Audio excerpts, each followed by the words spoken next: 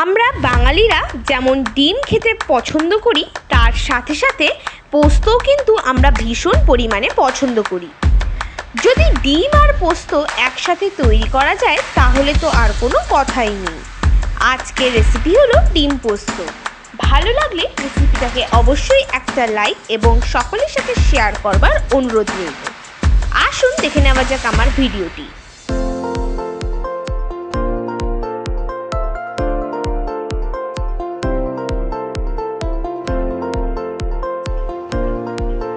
ডিম পোস্ত তৈরি করবার জন্য সবার প্রথমে আমি নিয়ে নিয়েছি 4টে ডিম।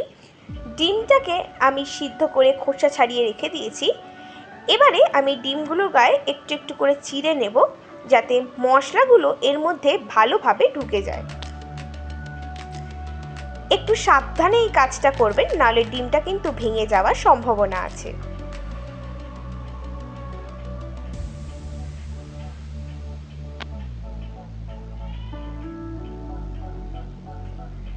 সব কটা ডিমের গায়ে এরকমভাবে চিড়ে নেওয়ার পর এবারে আমি এর মধ্যে দিয়ে দিচ্ছি পরিমাণ মতো নুন আর দিয়ে দিচ্ছি হলুদের গুঁড়ো। এবারে এটাকে ভালো করে মাখিয়ে নেব।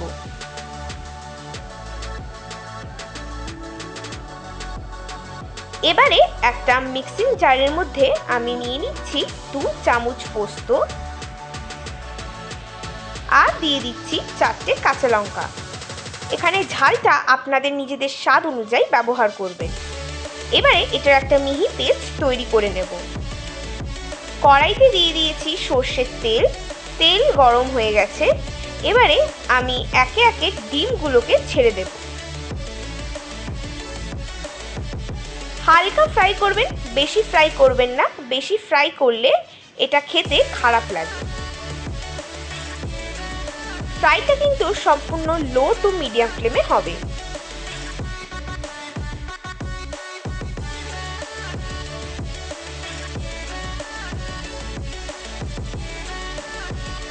ডিম ফ্রাই করা হয়ে গেছে, ঠিক দেখতেই পাচ্ছেন এরমভাবে ডিমটা ফ্রাই করেছি একদম হালকা।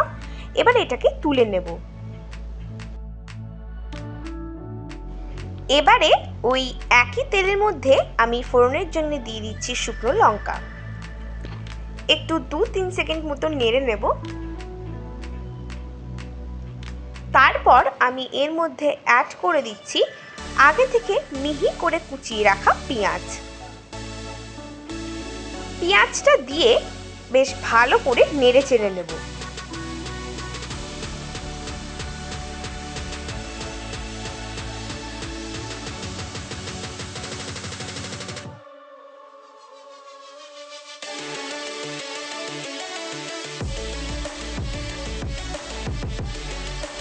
পেঁয়াজটা ভালো করে ফ্রাই করে নেওয়া হয়ে গেছে।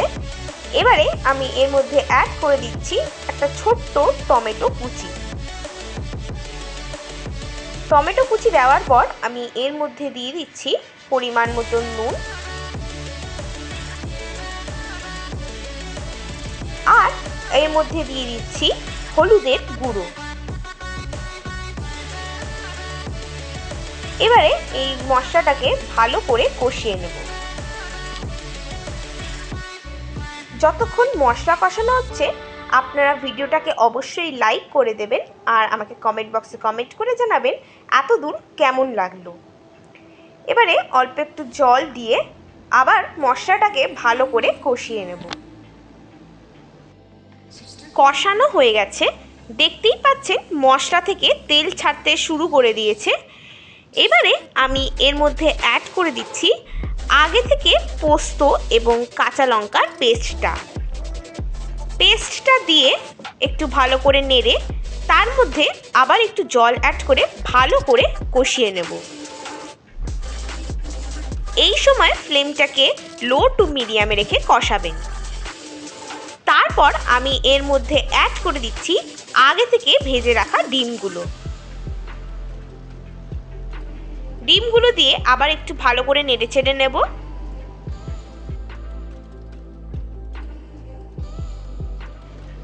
ডিমগুলো দিয়ে আমি 2 মিনিটের জন্য ঢাকা দিয়ে রেখে দিয়েছিলাম।